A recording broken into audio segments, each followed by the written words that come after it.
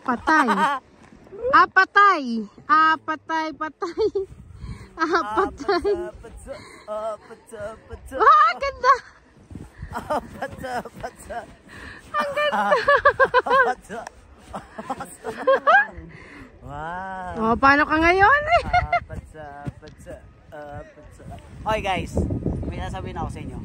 Alam mo, bakit lagi kong sinasabi na dapat maingat ka kung sino yung mga kaibigan mo. Teka lang, tatayo lang ako. Bakit kailangan na mapili ka kung sino yung mga taong sinasamahan mo, sino yung mga taong kinakaibigan mo? Kasi yung taong kasama mo, kung anong buhay meron sila, magiging ganun ang buhay mo. Kasi bakit? Ang mga taong pare-parehas ng mindset, magkakasama yan. So kung ikaw yung tipong, eto hindi to para sa lahat ha.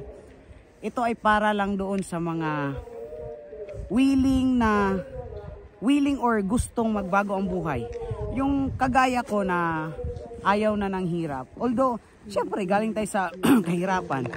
Ang point ko dito, kung gusto mo na maganda ang buhay mo, kung gusto mo na may magbago sa'yo, kung gusto mo kaginhawaan naman, dapat yung mga sinasamahan mo, dapat yung mga kinakaibigan mo, dapat yung mga pinapakinggan mo, maangat sa buhay. Alam mo bakit?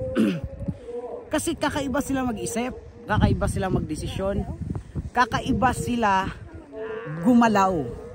Yan yung ibig ko sabihin. Kaya lagi mong tatandaan, kung titingnan mo, yan bang kasama mo ngayon?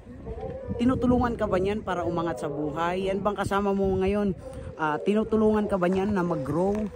Tinutulungan ka ba niyan or tinuturuan ka ba niyan para magiging better person?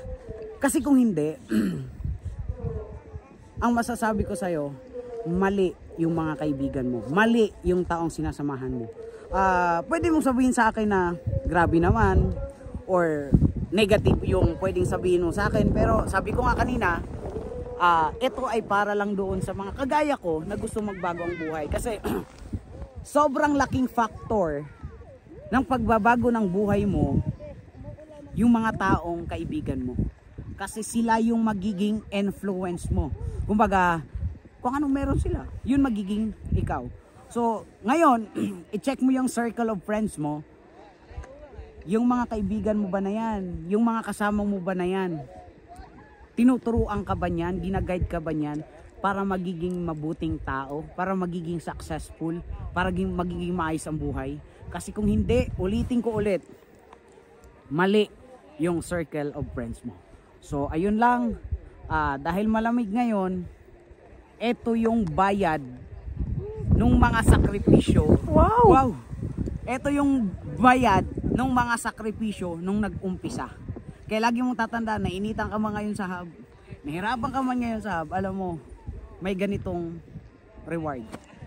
Ito yung reward na, alam mo yun, ito yung reward na hindi mo ito mababayaran, hindi mo ito makikita kung saan lang tayo. Alright? So, ayun lang. Thank you so much. And magpalamig muna tayo. Ice cream! Halo-halo!